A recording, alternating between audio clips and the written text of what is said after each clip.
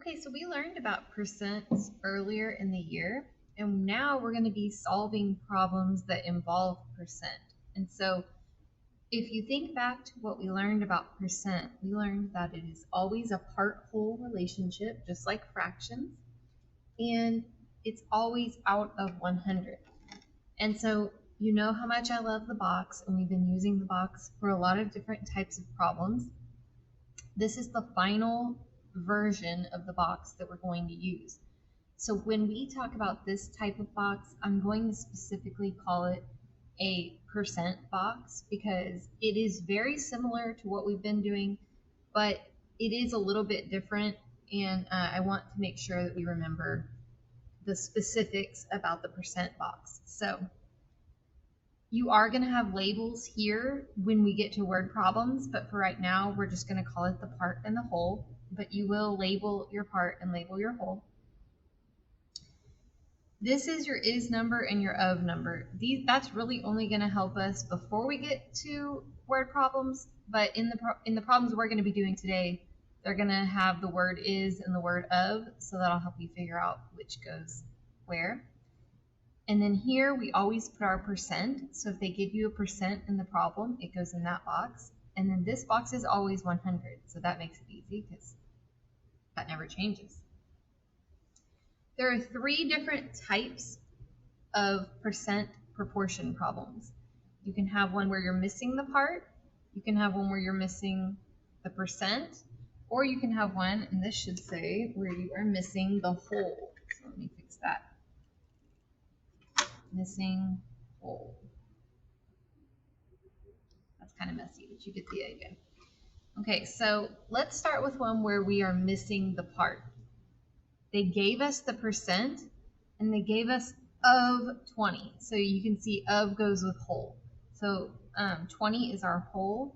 So it says what is, right? We don't know the is number or the part number, but we know the of 20 and we know the 15%. So again, this is always your part and your whole. I usually just write P and W, and since we don't have any labels here, we don't know what we're talking about, it's not a word problem, we just leave it as P and W. This is always our percent. This is always 100. And so because it was 15%, that goes in the percent box. And because 20 was the whole, it was the of number, it goes here. And then once you have it set up, we solve it just like we have been solving percent problems. So right here I see a relationship. 100 was my corner number, and 100 divided by 5 gives me 20. So I'm going to do 15 divided by 5, which gives me 3.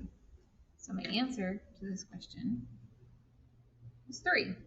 3 is 15% of 20. Okay, now let's do one where we are missing the percent. So it says what percent. So very clearly right there, that's what we're looking for. And then it says of 200 is 50. So one thing that kind of helps is if it says what percent, you know that the percent box will be empty because that's the one you're looking for. It's always percent over 100 of 200. So of is the number that represents our whole. So that's 200. And then is 50. So 50 is the part.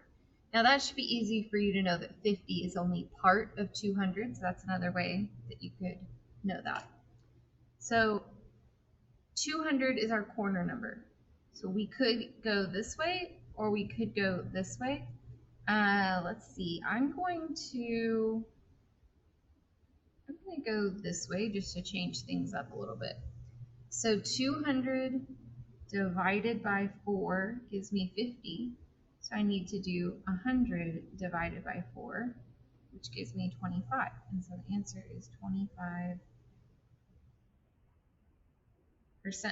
So 50 is 25% of 200. Again, we could have gone this way. We could have done 200 divided by 2 is 100. So 50 divided by 2 is 25. You get the right answer either way. Okay, last type of problem is if you're missing the whole. So it says of what number. So we don't know the of number, which means we don't know the whole. But it says 75 is. So 75 is the part, and then it gives us the percent. So remember, part, whole, percent, 100. 75 is our is number. It's always is over of. Part over whole, is over of. And then we know the 25%. So we're looking for that bottom number. We're looking for the whole. So 25 is our corner number. This time we can go this way or we can go this way, but it's going to be multiplication this time because it's getting bigger. So 25 times 25 times 4 is 100. I was thinking about going this way. So over here we're going to do 75 times 4. And if you don't know how to do that in your head, that's fine. You just come over here and work it out. 75 times 4. So that's 20. 28 plus 2 is 30. And so we get 300. And so the answer is 300. Okay. And I will have another video where I do some more problems like this if you still need help.